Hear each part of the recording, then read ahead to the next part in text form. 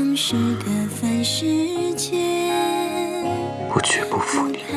留恋如时光搁浅，是重逢一如初见。数着年月，只为花开那一面。就算来来回回错过又擦肩，你的喜悲有了我全都遇见。3000繁华只为阿丽不是你带大的，所以你就一直将她当成继子看待。如果她是你亲生的，你还说得出这种话？离别的泪灼烧着我的胸膛，爱在天地中流转，一颗心为谁奔忙？四海八荒，身在何方？岁月该如何安放？如果爱太荒凉，我陪你梦一场，赎回你所有泪光。这一路有多远，这30有多长，执手到地老天荒。风起起，雾茫茫，雨滚滚，雪漫漫，一步步都陪你。就是你为九墨云留下的吗？牵着手，别惊慌，管明天会怎样，哪怕注定流浪，哪怕海角天涯。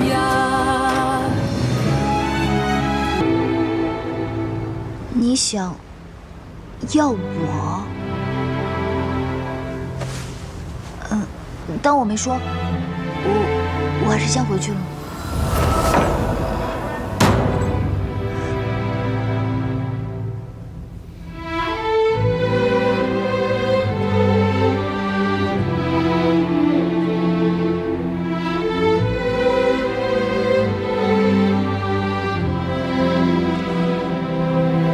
夜华。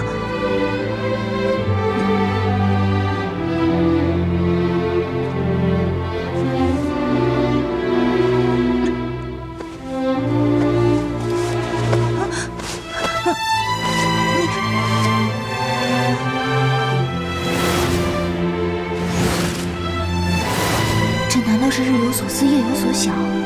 我对夜华的心思竟已经龌龊到了这个地步了。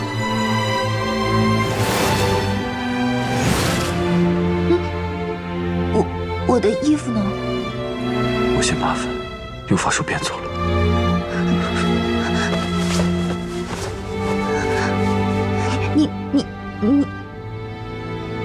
你是要和我一起？我要和你在一起。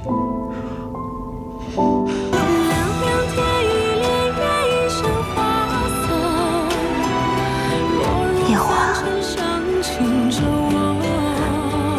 我爱你。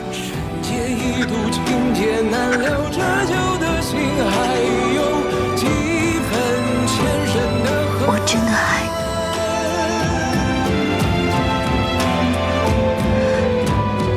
我想永远都跟你在一起。我们青丘女子一向就是这么坦白的，有一说一，有二说二。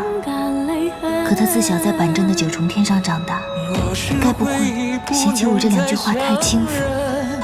就让情分落九尘。凉是离还是还会春山？又见树下一盏封存。姐姐，再为我生个孩子。流水无情，别让恩怨爱恨凉透那花的春。你跟师父还是很不相同的。是吗？师父的眼睛呢，不像你这般漆黑，不像你这样骨水无波的。你说你在神仙里面也算年轻的，怎么这样老成，显得比东华帝君还要老成？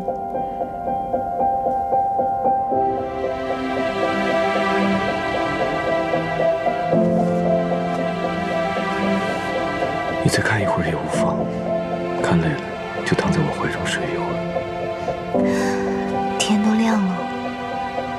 起来还是在睡呢？不算数！什么鬼话都统统不算数！你让他走，我再也不想见到他！姑姑息怒，姑姑息怒！你走，走！也曾鬓微霜，也曾因你回光，悠悠岁月漫长，怎能浪费时光去流浪，去换成长？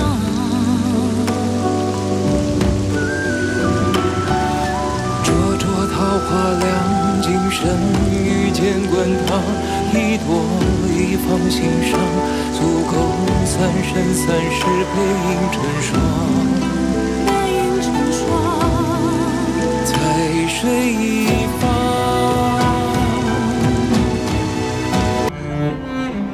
不要哭，我没事，这样的伤没什么。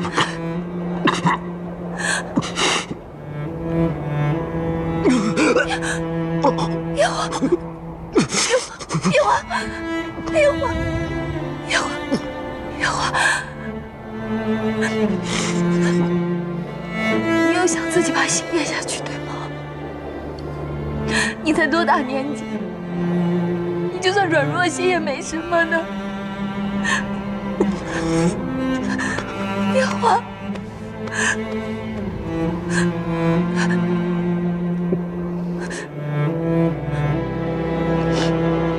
你说实话，你是不是要死了？叶华，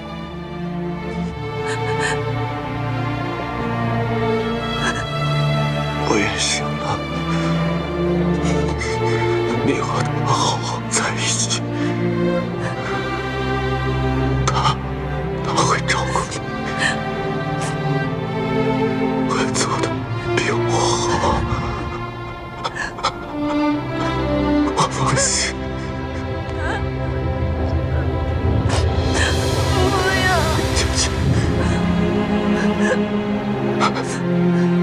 姐姐，都是这种话，只爱你一个人，不要忘了我，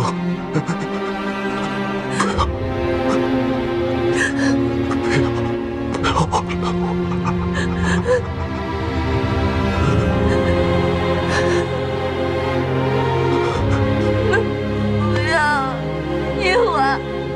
不要死！你撑一下，我带你去找师傅，师傅一定会有办法的。叶华，叶华，你不要死！我求求你了，你不要死，不要死！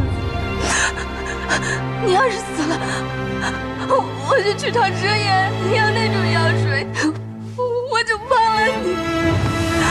我会自己一个人过得很好，我再也不要想起你了，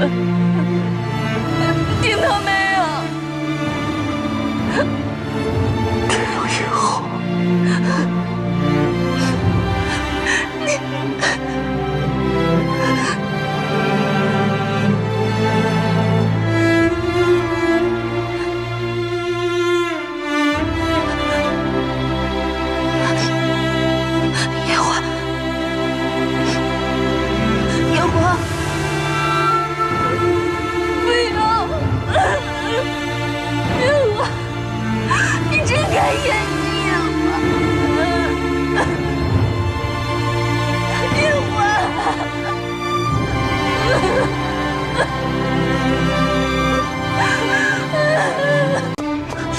君上呢？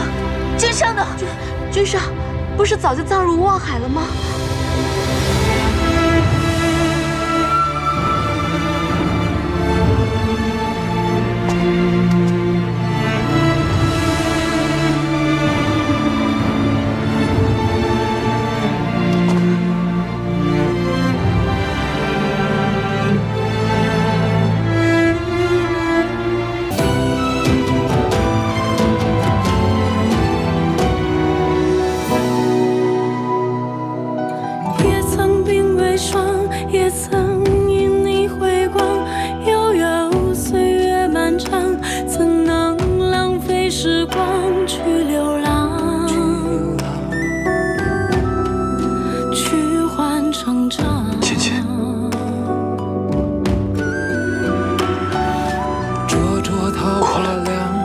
生遇见滚烫，一朵一放心上，足够3生3世背影成双，在水一方。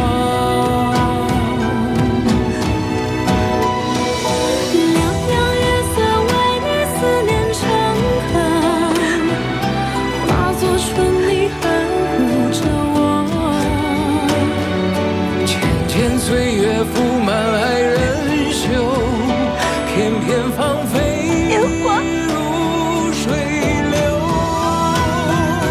凉凉天一帘月一生花色，落入凡尘伤情着我。深劫一度情劫难留，这旧的心还有几分前生的恨。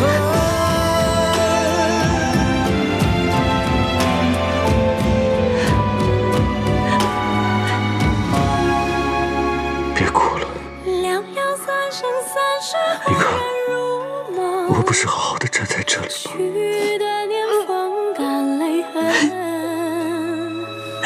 若是回忆不能再相认，就让情分落九尘。凉是你何时还会春山？又见树下一盏风存。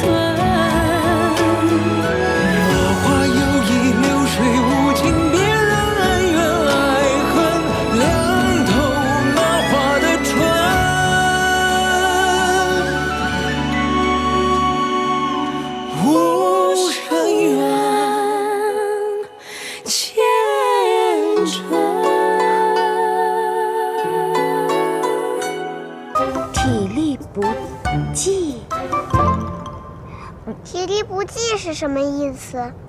是不是父亲虽然抱得起阿离，却抱不起娘亲？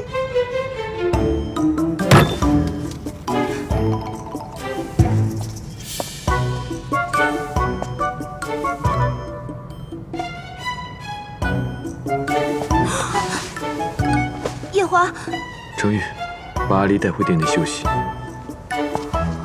夜华，是。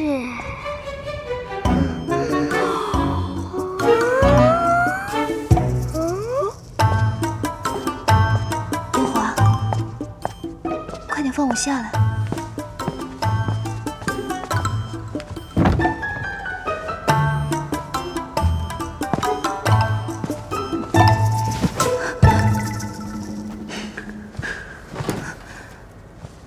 夜华，方才我不要去一览芳华，你不要介意。什么？那个，她毕竟是团子的亲娘。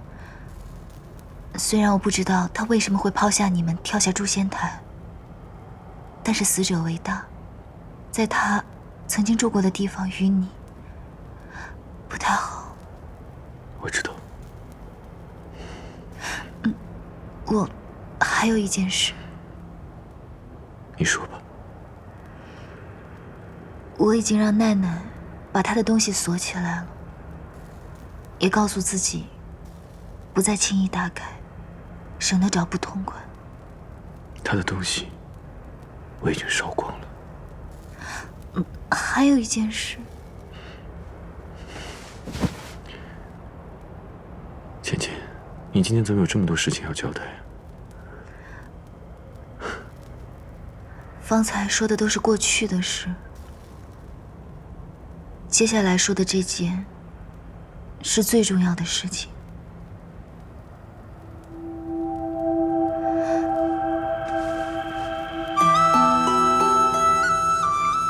你还记得我在西海的时候同你讲过想要与你退婚的事情吗？记得。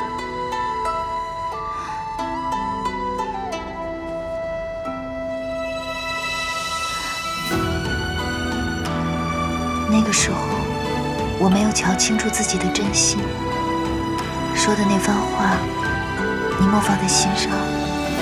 如今我们两情相悦，自然是不能退婚的。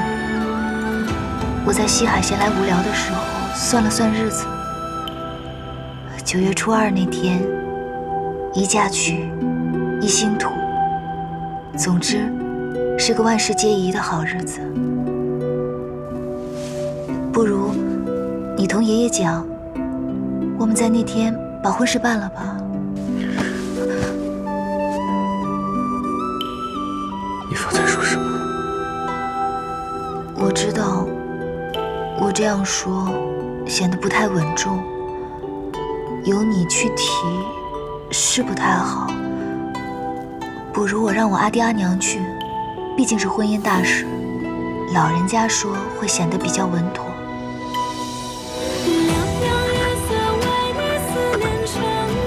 姐姐，你再说一次，你愿意同我走吗？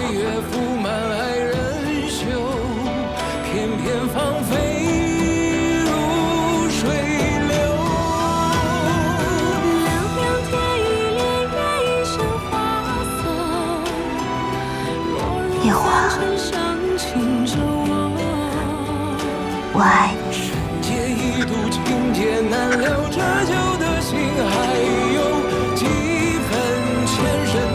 我真的爱你。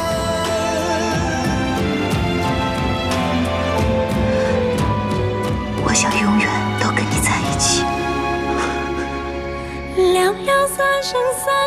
我们青丘女子一向就是这么坦白的，有一说一，有二说二。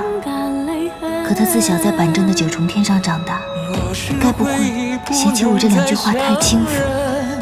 就让情分落纠缠。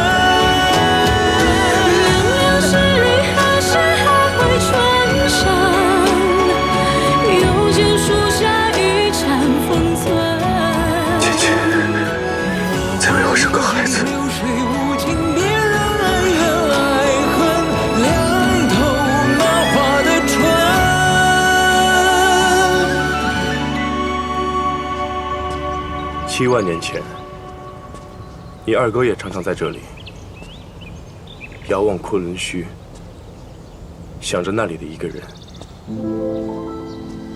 有时候我常常在想，要是自己不是异族的二皇子，该有多好。二哥说的可是司音上仙？那时候我以为他是天族的人，以为挡在我们之间的不只是天族和异族的间隙，还有2座不能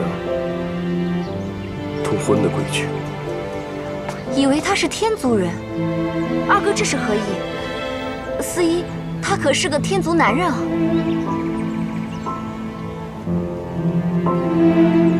你到现在还不知道吗？司音就是星丘白浅，白浅上神。白浅上神？原来哥哥没有爱错人啊！昔日爱错司音的，竟然是我。当时我年纪还小，就仰慕他仙君的身份，觉得仙族的男儿就该像他一般爽朗洒脱，爱也罢，恨也罢，干干净净的，没有什么弯弯绕绕，也没什么阴谋诡计。可现在，好吧，就算知道她是一个女儿身，我想，她也是个爱恨干脆的上神。是啊，安英就是如此。只要他想跟你断绝关系，就会断得干干净净，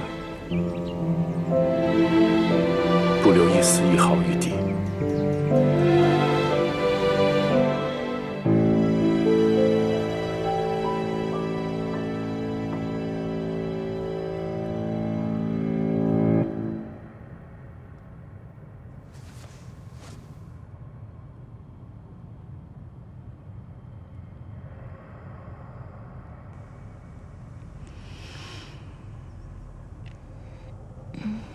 怎么还不睡啊？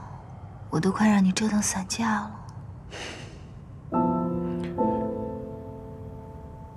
芊芊，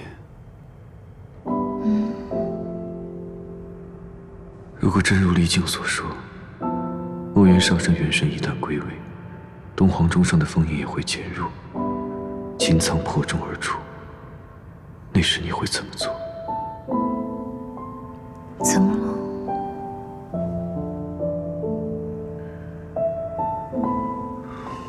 若7万年前，你有机会先一步封印东皇钟，你会不会真的替墨渊上神去？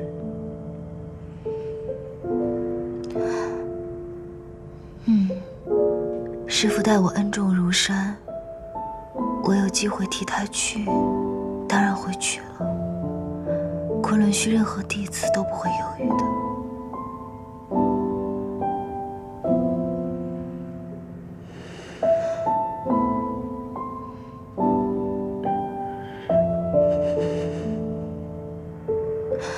怎么？睡吧。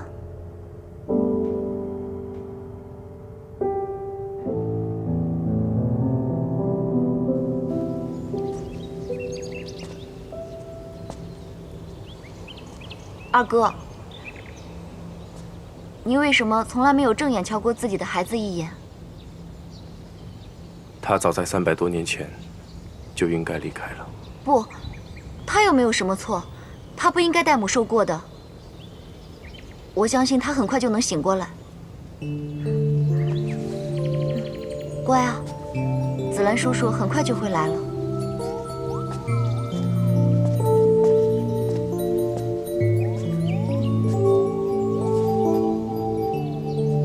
受紫兰师弟所托，特把此丹药带来。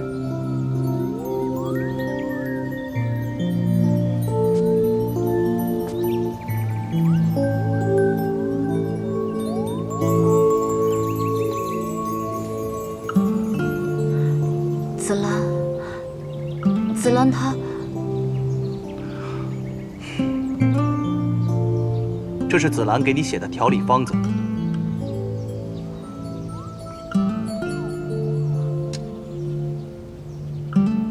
他说你修为尽失，若不悉心调理，以后每隔初1、15，便会周身酸痛，难以下榻。如今，该帮的、不该帮的，我们都帮了。请两位不要再踏入昆仑虚半步。告辞。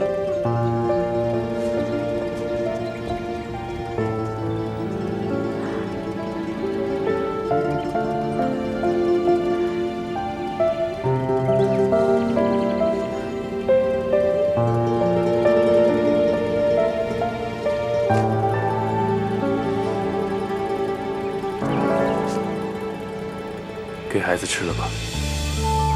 好。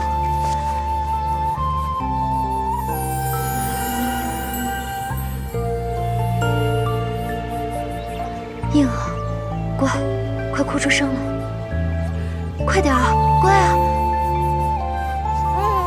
啊，他醒了。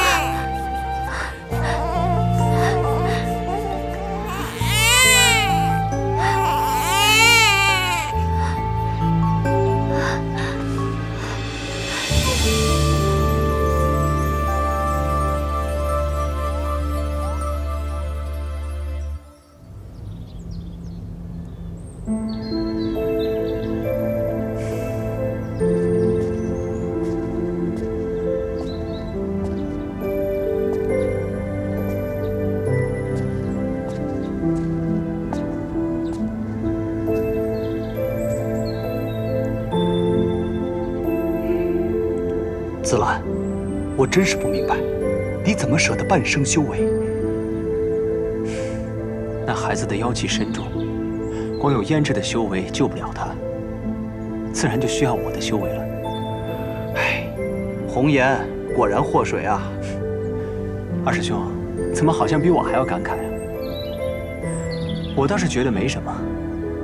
如今这天下太平，修为多了也没用。够我守着无望海就行了。唉，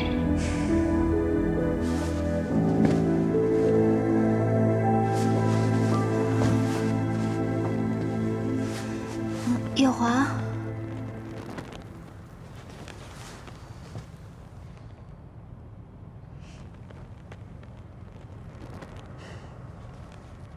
笑什么？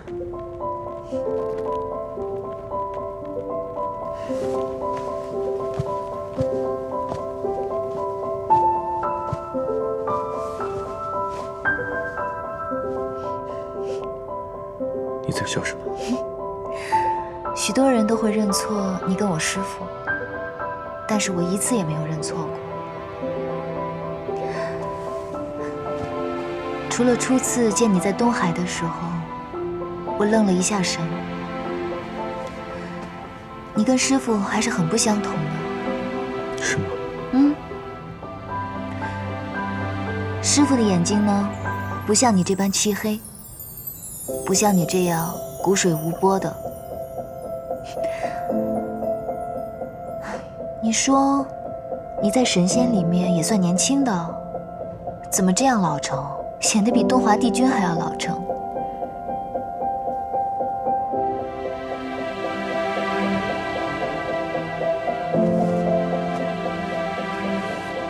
你再看一会儿也无妨，看累了就躺在我怀中睡一会儿。天都亮了。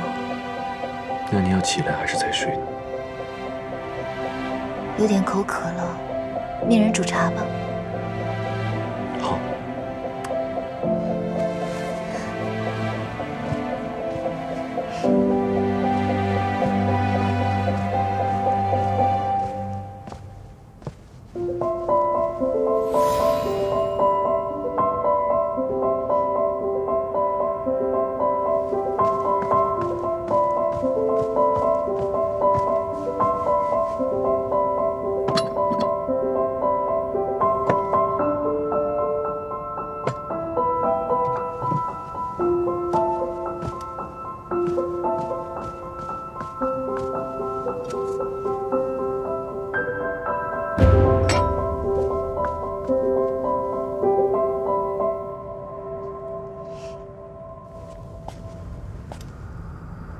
从今日起，已派人时时留意东皇钟，如有异动，立刻来报。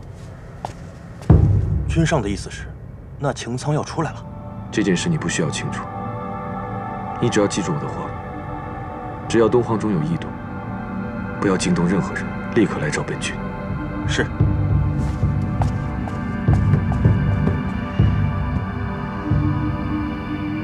你说你亲眼看到白浅上神往君上的茶鬼里面下药，你真的亲眼看到是白浅上神？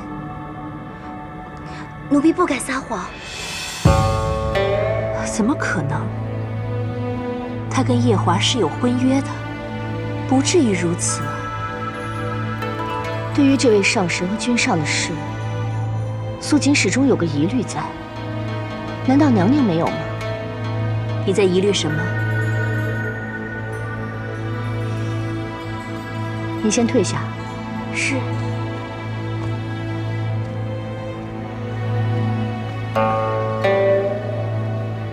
这300年前的事，素锦至今记忆犹新。娘娘不觉得奇怪吗？昔日君上对那个凡人爱入骨血，300年来也是守着那盏灯，心心念念要造出个假的来。怎么这一切在去了趟东海后，突然就变了？哪怕是变了，也变得太快了些。你这么一说，倒是说到本宫的心思里了。本宫也一直在忐忑，这夜华是受了什么蛊，怎么这么快就移情了呢？都说青丘九尾狐一族善用媚术，说不定今日这奴婢看到的，就是什么媚药呢？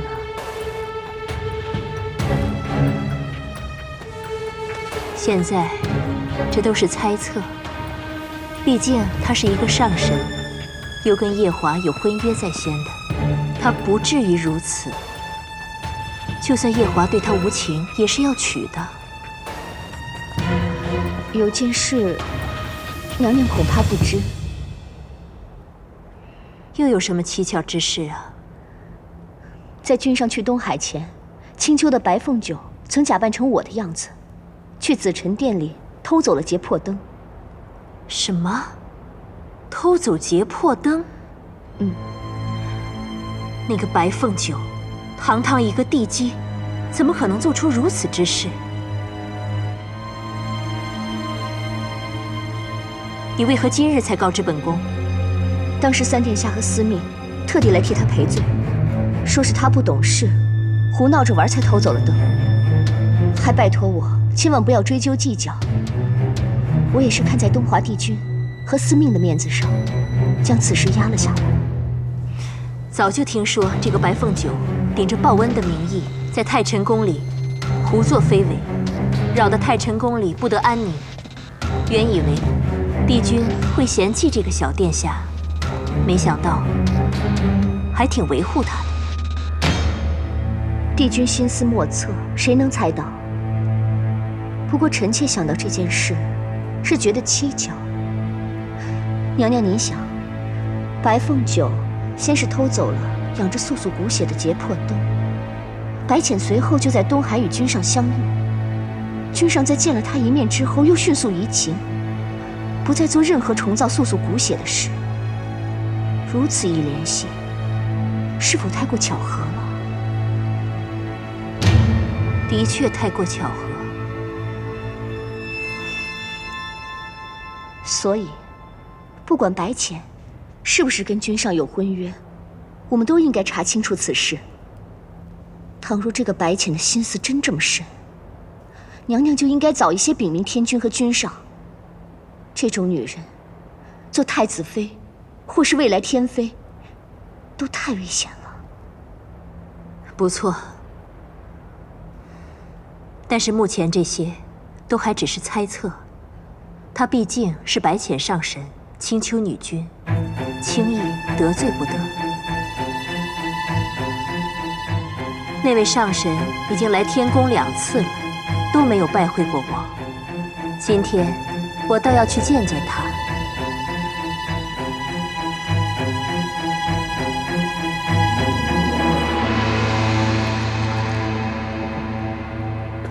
娘亲，你看得太快了。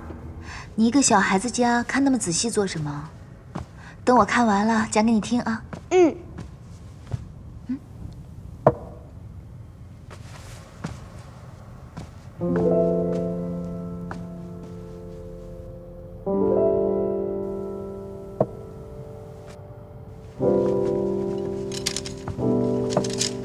娘娘，都起来吧。孙儿见过阿奶。快起来吧。是。臣妾见过君上，见过上神。白浅上神，乐须娘娘。按礼数，我应该给上神行礼请安。但鉴于你跟小儿的婚事，你我行礼请安的事，就两两相抵了吧。还是随了夜华这处的辈分吧。白浅见过乐须娘娘。那我就受了这未来儿媳的礼了。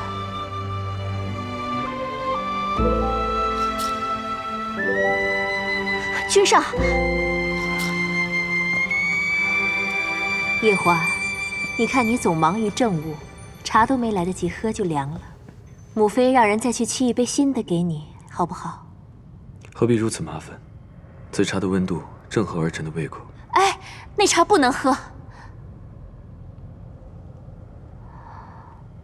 这茶有什么问题吗？啊，我只是担心你喝了凉茶，身体会不舒服。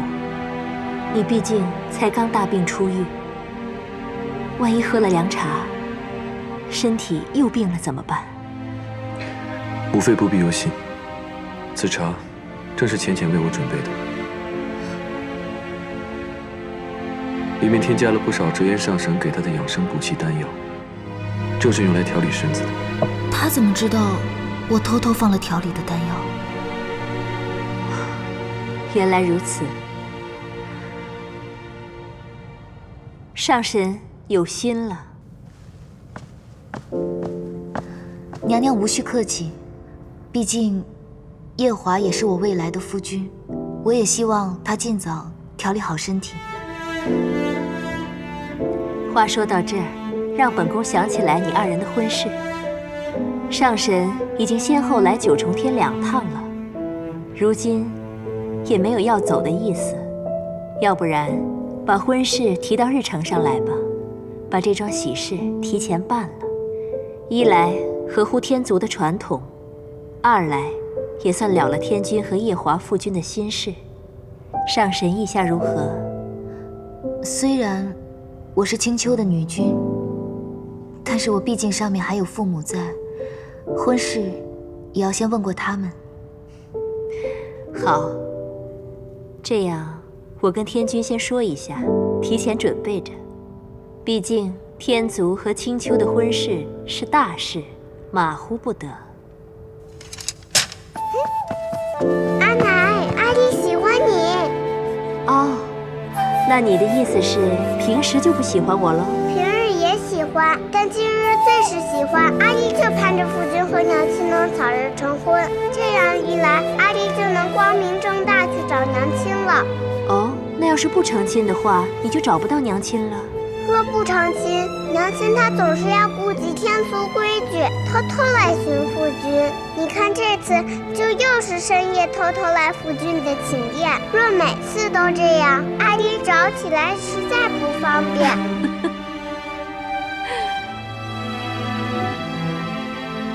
夜华，怎么总是不讲话呀？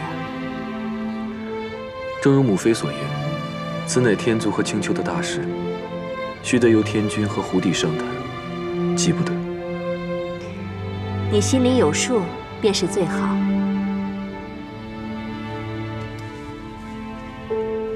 本宫就不耽搁太子殿下处理公务了，先走了。送儿恭送阿奶。去看书吧。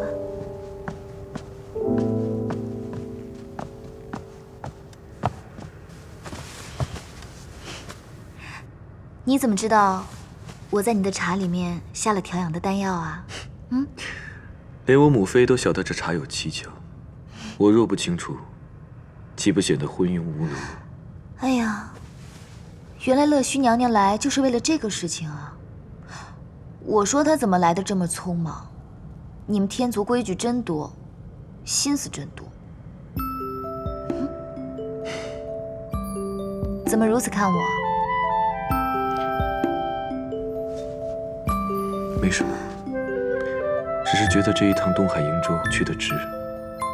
如今你与我说话，都活泼了不少。我年少时就是这个性子，只因现在活了14万年，四海八荒称我一句姑姑，自然不敢言语太过轻浮。哎，我们的婚事你是怎么准备的？这是大事，必须从长计议。这几日东华帝君刚回来，有许多事要跟天君商议。待过几日天君空闲下来，我亲自去与他奏请完婚。要等这闷葫芦，不知又要等到何时。我先去和几个哥哥招呼一声，让他们在阿爹阿娘跟前说说，免得日后闷葫芦去了被刁难。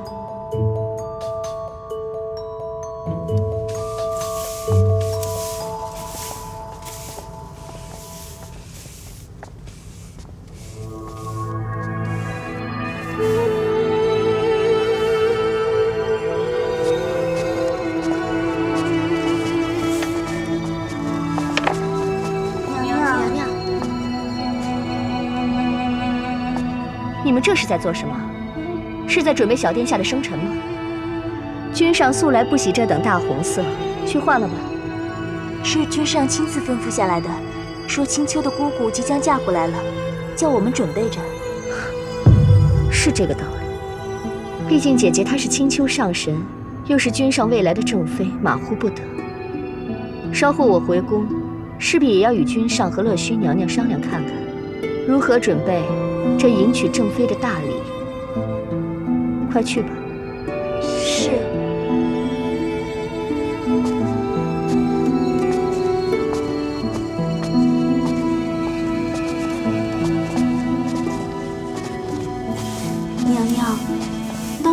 有这洗蜈蚣的时候，就没有什么拜祭天地的礼。您还不如做天妃的时候呢。我对夜华是自小的情侣，赤心日月可见。日后谁是这许蜈蚣真正的女主人，还不一定呢。是娘娘。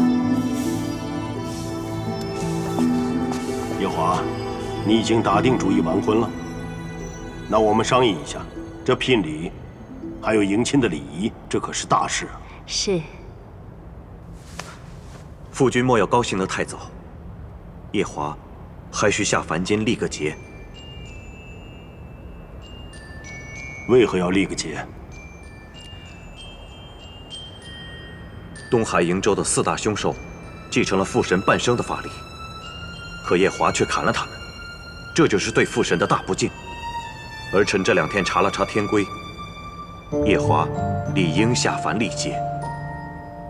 旁人都不计较了，你也就不要再计较儿子犯下的小错了。天族有天族的规矩，犯了错理应受罚。正在说着高兴的事，你这也太扫兴了。夜华，你父君说的对，毁了父神的东西是要去历劫的。孙儿明白。不过你毁了神之草，这功过相抵，本君就罚你下凡，但不去历劫，让司命在你的运部上留个空白，因缘际会，这都是上天说了算。你以为如何？孙儿遵旨。不过是历劫，最多2个月就回来了。依照夜华和青丘白浅的身份，怕是夜华返回天宫了。你们的聘礼啊，还没准备好呢。父君说的是，我这就去准备。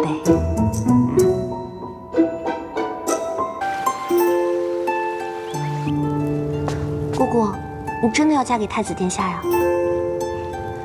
反正迟早要嫁的，早一些又何妨？没，我只是惊讶于你和夜华这天雷地火的情谊。你要嫁就嫁，四哥可不敢说什么。青丘和天族联姻这种大事，不能只是我们青丘一厢情愿。这件事情就是夜华的母妃先提起来，我才回来说的。哦，原来是乐须娘娘。不过，二哥，你看你，这亲事都定了，不就是成个婚吗？你怎么疑虑如此多啊？那墨渊呢？师傅，一日为师，终身为父，这件事情确实要告诉师傅的。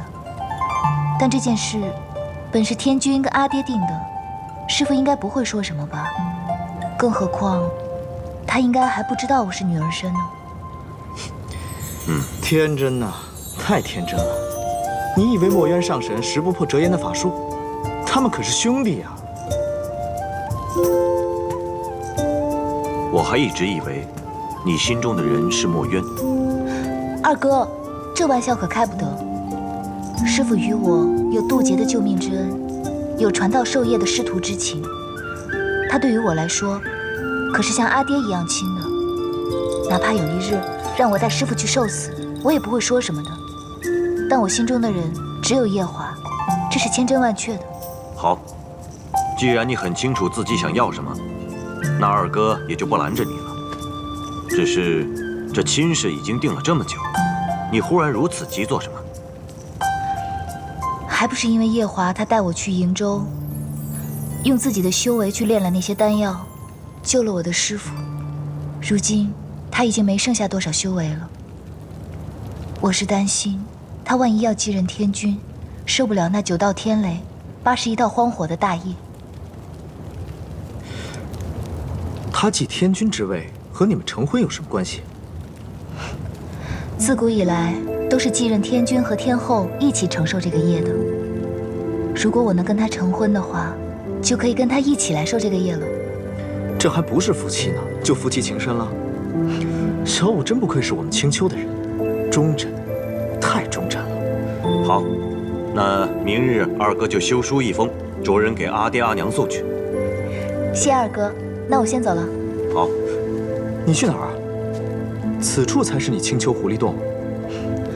团子还小，夜华又要整日忙于公务，我得回去照顾他。那二哥和四哥呢？你就不理了？你别理他，你先去吧。是二哥，我先走了。你瞧我们这后娘当的可真是地道，只可惜啊，夜华宫中还有一个实打实的天君赐的侧妃，她和小五终究做不到红烛双影一双人。对了，我还有一件事情。哦，什么事？我就要嫁去天宫，我身上这五皇之一的地位就要传下去，端没有既要做天妃，又要做女帝的道理。道理虽然是对的，只是爹娘只生了我们5个，这青丘五皇5帝断然没有一人身兼2个地位的道理。我的意思是，我们5个中也只有二哥你生了凤九这个女儿，不如传给他。我？好，好主意。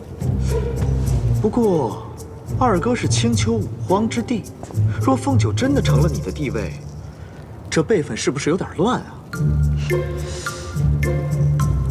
你先回去吧，这桩事待我与爹娘和大哥商议后再商量。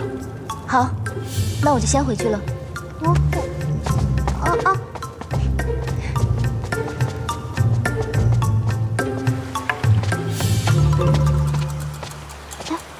姑姑，你找我到底什么事啊？你爹又打你了？哦，没往死里打我，到底什么事啊？具体的呢，我也不是很清楚。只不过三殿下的那位红颜知己托我给你带句话，让你去九重天找他一趟。程玉元君？就是他。程玉元君做事一向很谨慎的，如果不是因为有什么重要事情的话，他不会特意托姑姑来找我的。具体的我就不清楚了，不过我看他的神情，好像还挺严肃的。我不同你说了，我要赶着回天上同团子一起用晚膳呢。你要偷偷上天的话，就找四哥帮你吧。凤九恭送姑姑。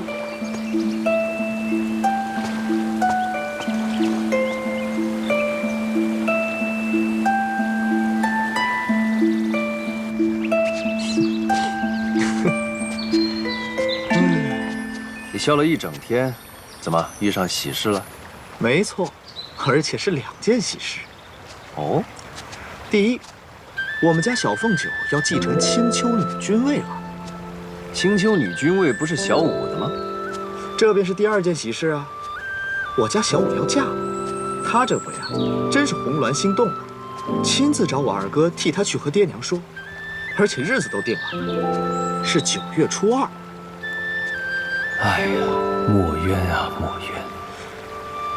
你不说些什么？你不惊讶？连我二哥那种人都吓了一跳。有何惊，又有何讶？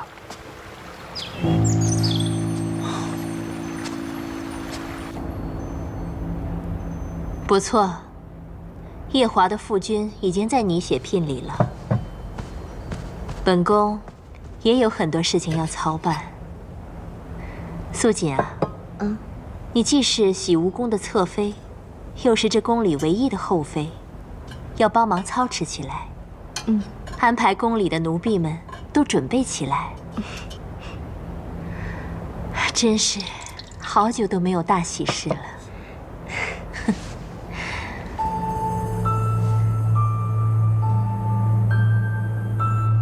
娘娘放心，臣妾一定会尽力替娘娘安排好这一切，让白浅上神风风光光的嫁过来。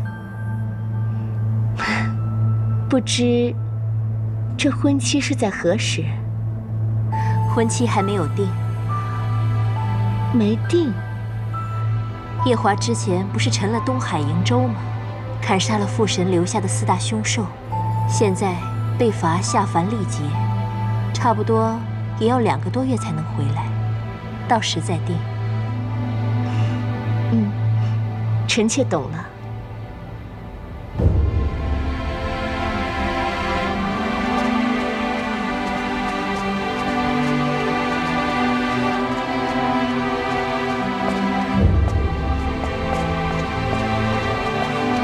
上神，君上可在里面？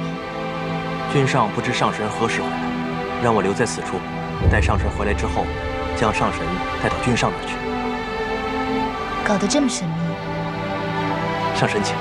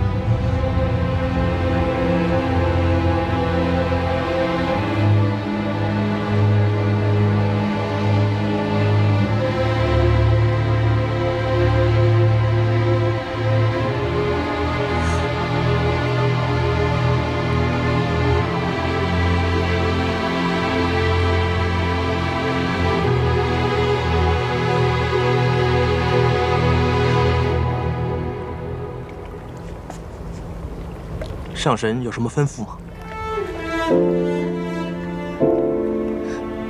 没什么。这莲池，我以前也来过，为何今夜雾如此大？这是君上特意安排的。上神，请。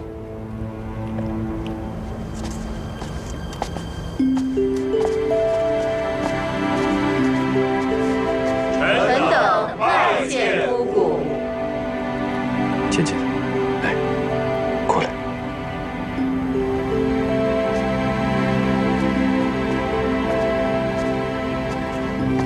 倩倩，这些都是天族各位神仙。白浅见过各位。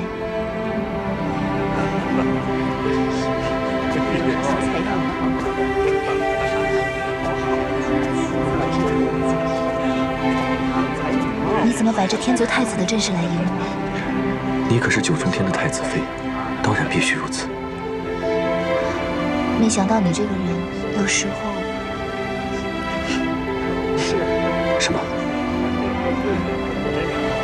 还挺讨人喜欢。只是讨人喜欢吗？阿离拜见夫君娘亲。快来。娘亲怎么又偷偷跑来这里了？阿离以为要好些日子见不到你。娘亲去青丘找你的几个舅舅了，让他们安排安排，让娘亲尽早嫁给你夫君。真的太好了！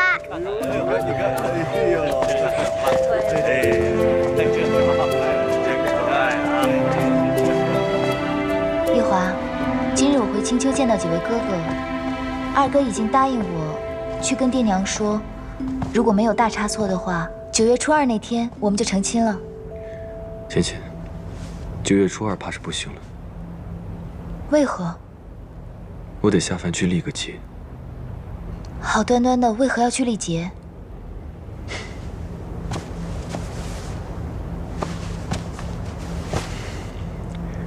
此次下凡，和东海瀛洲那4头凶兽脱不了关系。虽然我毁了神之草是一件大功德，但是杀了那4头凶兽，这是一件大罪过。毕竟他们体内有附身1半的神力，如此功过相抵，还余下不少罪过。我便得接受惩罚，下凡去历劫。竟然是因为那4头凶兽。当初他们伤了阿爹的时候，我就十分不待见他们。看起来，他们真是与我命中相克。所以，你这一去要多久呢？在凡间历60年的生死劫，算起来，也不过与你分开2个月罢了。要2个月啊！你8月初下凡历劫，2个月的话，我们就将婚期挪到10月份吧。10月的话，小阳春也是好时候。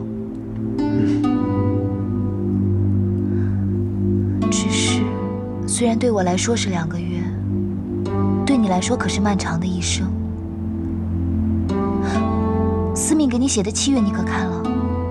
他不会给你写一个3角4角的多角情吧？此次并非司命写的故事，而是按照天君的意思，在我运部上留白。意愿如何，端看个人的造化了。留白？也就是说，没人知道你将历经什么？不错。那我要嘱咐你几句。你说。就算你这次下凡，会忘了身为9重天太子的身份，忘记了洗污宫里还有一个没过门的正妃，你也万不能娶别的女子。其他的我倒不怕，我就怕你这次下凡历劫，惹一些不相干的桃花来。你也知道，我这个人一向爱恨分明，眼里容不得沙子。那若是我在凡间真的惹了桃花，你便如何？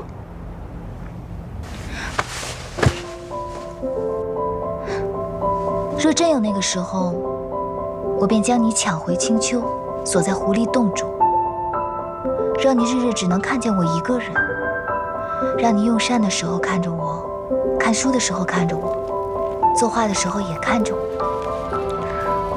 若真是如此，我倒想你现在就把我抢回去。那我们就说定了，待你历劫回来，就来青丘寻我。到时候我们就不走那些婚嫁礼俗了，就随了青丘的规矩，将你锁回狐狸洞。好，芊芊，我们睡吧。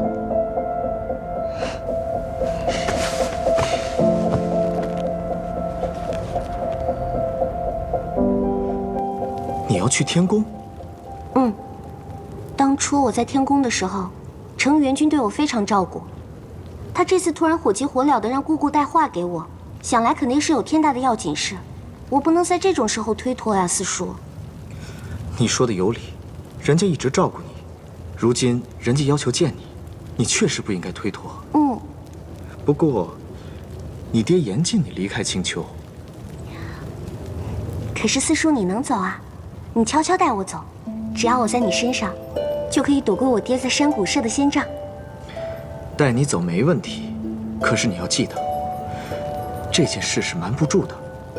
你这么一逃走，你爹肯定会去捉你的。而且你想一想，你这么费尽心力的逃走，肯定是要去天宫的。到时候你爹找都不用找你，直奔东华帝君那儿去了。我这次去不是去找帝君的。哎，算了，等我爹发现再说，先脱身要紧。四叔好不好呢？四叔，四叔，好好，你这丫头，四叔就成全你一次。多谢四叔。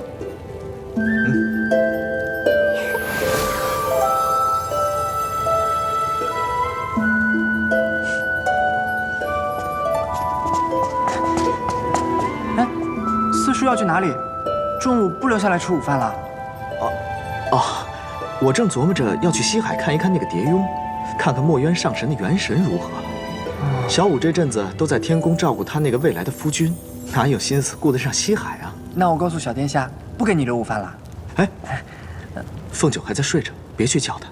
他这阵子心情都不太好，你就让他再睡一会儿，午饭前再叫醒他。哦，好。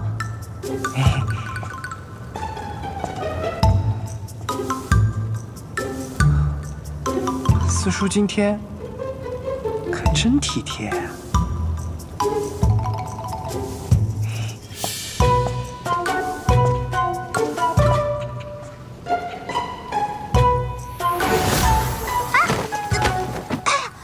四叔，你倒是轻点扔啊！你都把我摔坏了。哎，还这么多废话，你再不快点，一会儿要被你爹捉回去了。那我先走了，谢四叔成全。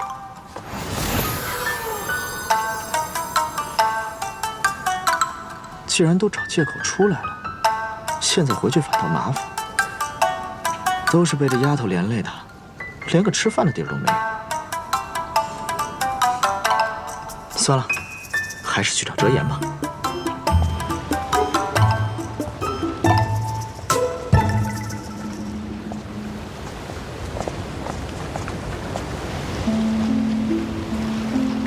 两位上神怎么突然来这里了？你那位17师弟最近要在天宫照料太子殿下，也顾不得这里，所以我和珍珍就来这边看一看。你大哥这几天怎么样了？大哥昨夜突然不舒服，折腾了半夜，我还以为会出什么反复，没想到第二天却说周身松快，仿佛多年桎梏一消而散，还吃了不少东西。当真？对。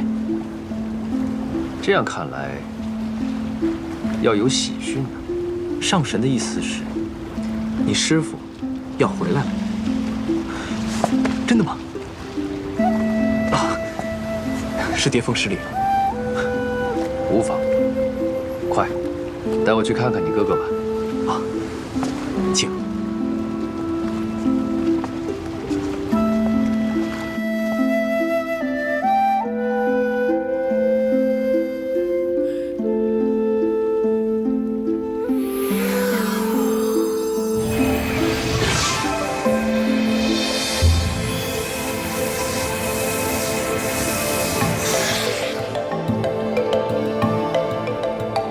果然不出我所料，如今你师父的元神已经不在这里了。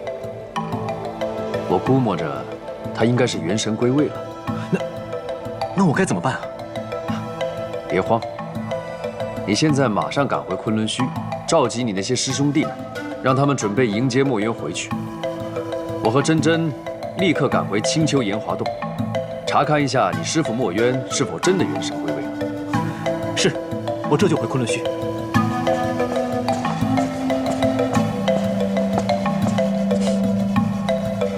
看他的样子，根本不像昆仑虚的大弟子，倒像是个毛头小子。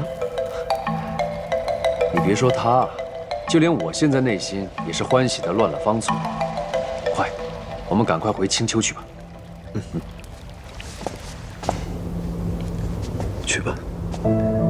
我去见过天君之后就下凡了。为何不让我送你去凡间？不过就2个月，若然知道青丘的白浅上神亲自去送，不怕旁人笑话你。你们天族的规矩真是麻烦。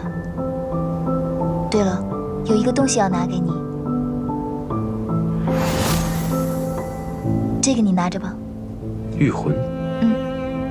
你可知离境为何把这个给迷谷？应该是因为在东海瀛洲的时候，我救了他和他妹妹。既然你救了他们，这个你收着也无不妥。你不感到奇怪，为何我收得如此痛快吗？你应该是怕离境借着这个来寻我吧？那我先走了。去吧。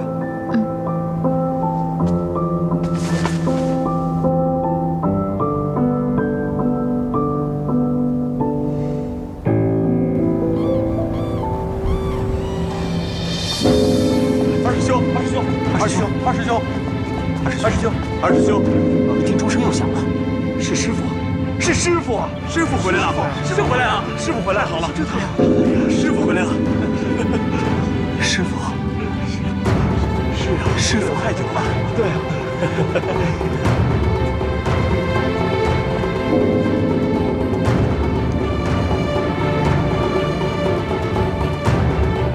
是昆仑虚。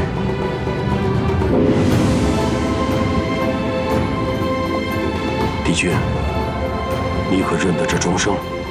正如天君所想，这钟声来自昆仑虚，墨渊的回来了。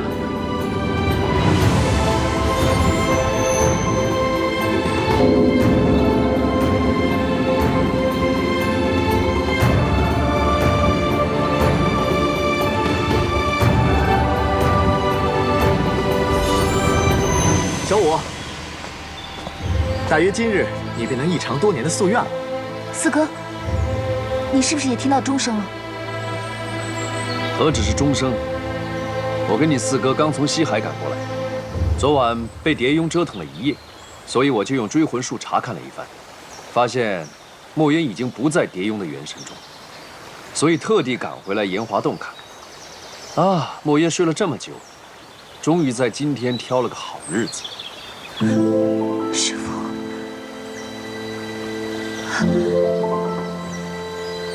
师父他要醒过来了。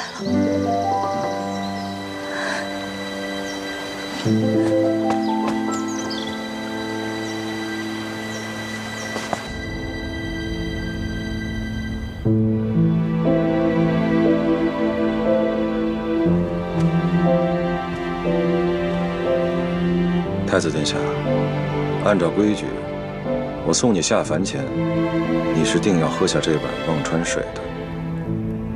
那我们便说好了，待你历劫回来，便去青丘寻我。我们也不走什么婚嫁礼俗了，就随了青丘的规矩，将你锁回狐狸洞。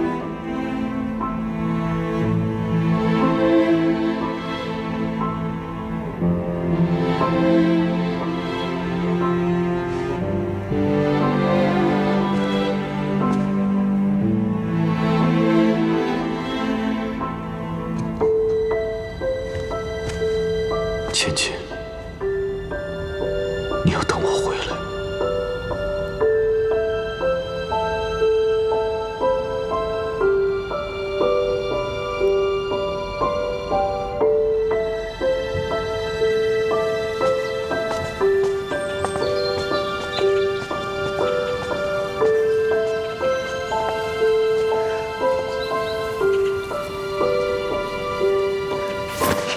哎，你这是要做什么？我想让自己变回男儿身。毕竟以前师父见我都是司音的模样，应该认不得我现在的样子。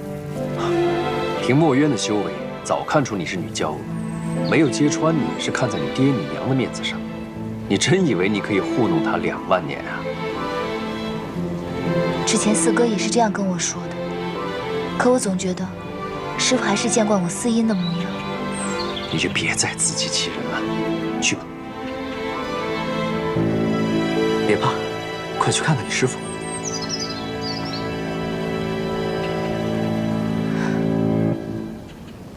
7万年了，4海之内，6河之间，我看着青丘大泽撼了779回。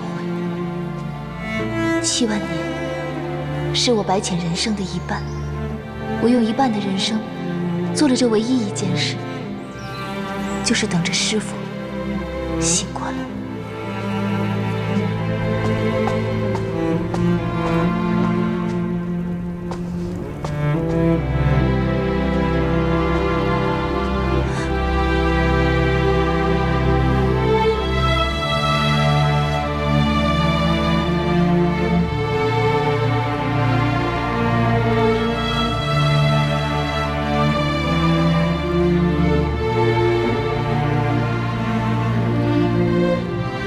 从今日起，你就是昆仑虚墨渊战神座下17弟子，司音神君。师父不要走。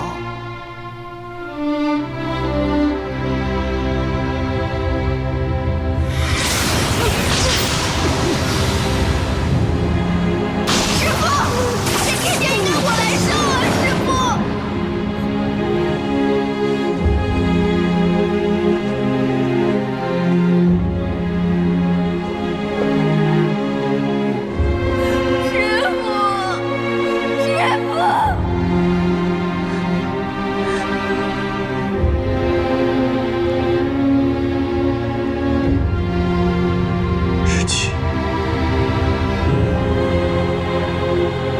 过来让师父看看，你这些年有没有长进。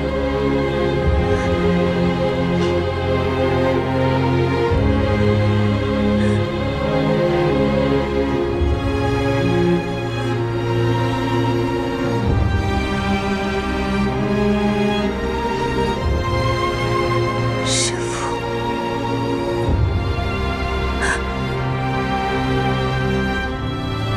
果然是我的小世界。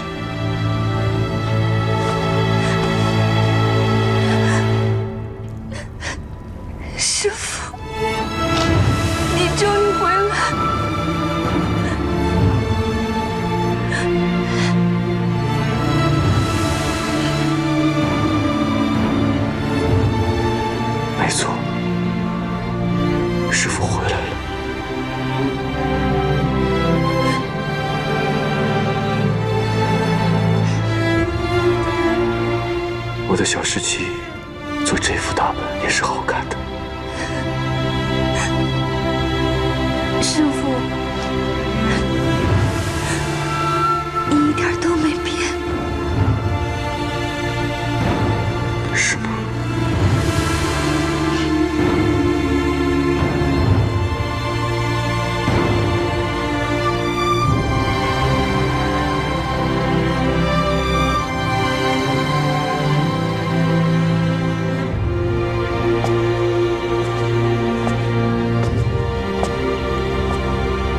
墨渊，经过了7万年，你终于醒了。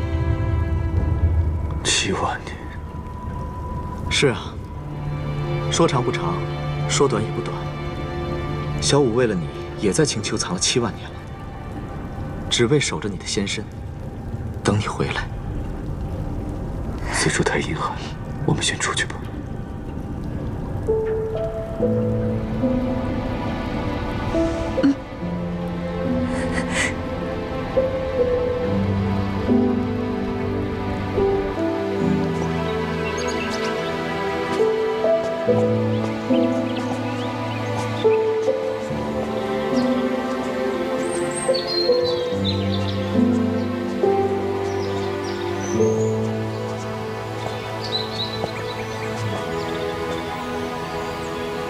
这7万年，想必你也吃了不少苦啊。当初元神被震成碎片，拼凑元神，花了不少时间。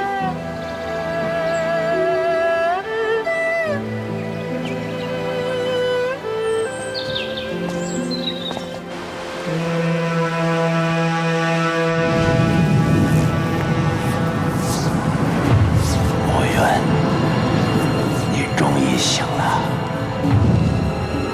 你以为这东皇钟上没有你的元神，还能压得住我吗？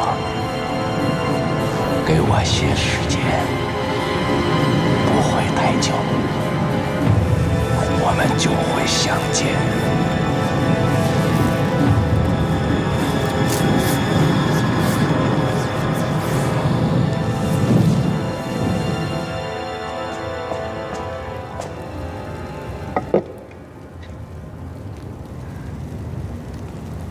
师父，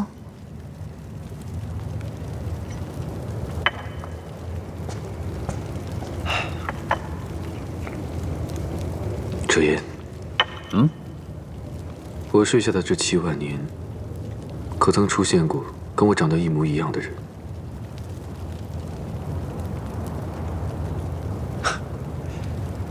是有这么一个人，你这小徒弟跟他还很熟呢。小时期，你认识吗？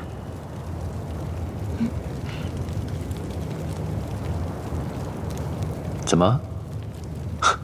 只有到了墨渊这里，你才知道什么叫怕。别不好意思，说吧。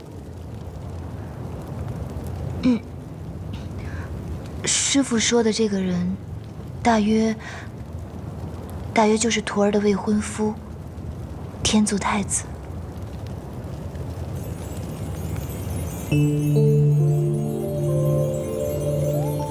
未婚夫，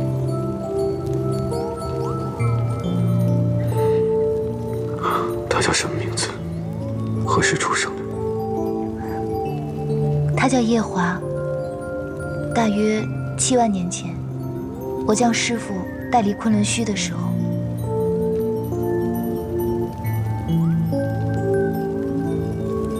小时期，为师的同胞亲弟弟就真被你拐了。我怎么没听说过你还有个同胞亲弟弟呢？也难怪你们惊讶。这件事，就连我也是在附身仙师时才晓得。一株金莲，父神。为父先要跟你讲一桩旧事。那年四极摧，天地崩，你的母亲为了补成天的4根大柱子，大大的动了胎气。生产时本是双生子，可也只保住了大的，没能保住小的。那个大的就是你。我还有个弟弟。为父深感对不住你弟弟，就耗尽了半生的法力，做了仙台，运用仙台做了一株金莲。如今我即将身归混沌，便将你弟弟的仙台托付于你。你要把它养护在昆仑虚的莲池中，盼望能有朝一日，它能降生于世间。你和它血脉相连，但愿能有机缘唤醒它，护它周全。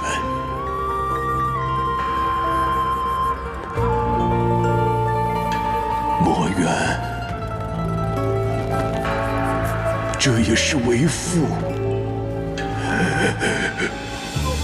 唯一的心愿了。是。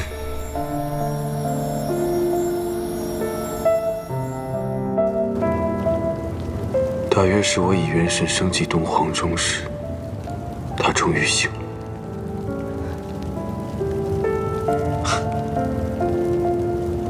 我只知道，父神在仙逝后，你尽心地培养那池中的金莲，却从来没有怀疑过那金莲的来历。也难怪啊，在你魂飞魄散时，那金莲就哭了。没多久，天族的乐须娘娘就生下了太子夜华。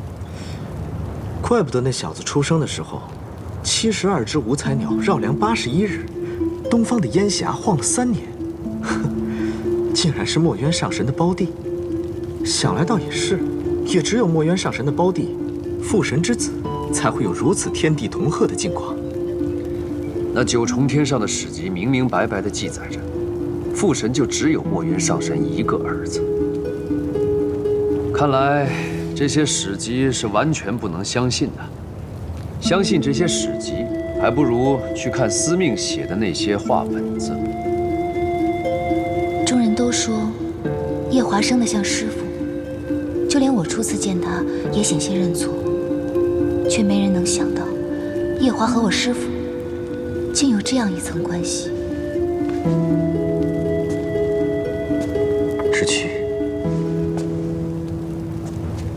我想见见我那胞弟，他现在可好？师傅，你现在刚刚醒过来，想要恢复到以前的样子，还需要闭关一段时日。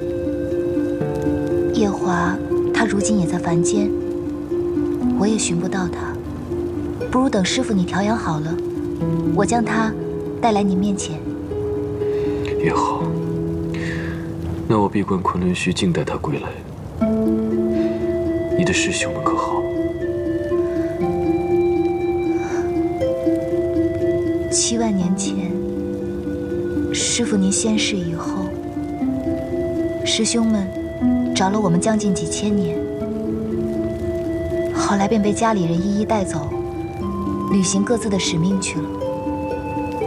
如今昆仑虚已经不是当年的模样了，况且我也不想让师傅看到昆仑虚如今的样子。无妨，我们即刻动身回昆仑虚。弟子遵命。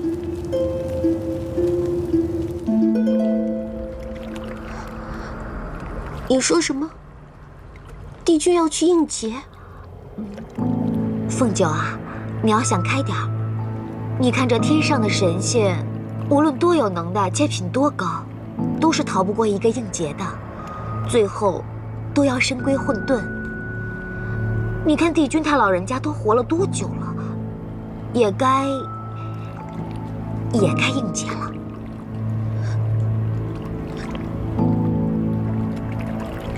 我不相信，我不相信。我要亲自去问他。哎，帝君，帝君，帝君，帝君，你在哪儿？帝君，帝君。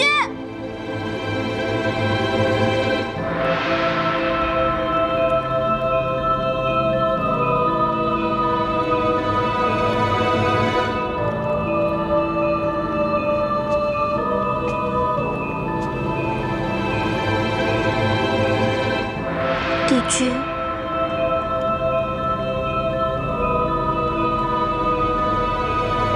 你哭什么？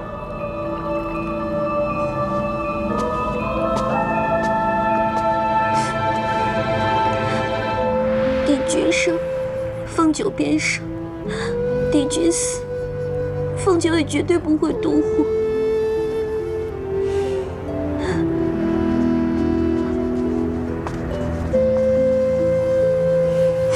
凤九，别这样。我不。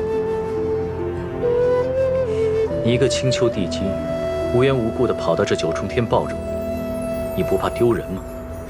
我们都做过数年的夫妻，怕什么？那是渡劫，岂可混为一谈？帝君是否还在介怀我和元贞之间的事情？那都是司命星君命我去做的，我和元贞真的没有任何私情。我知道。反正你在应劫之前，我不会离开你的。谁告诉你我要应劫的？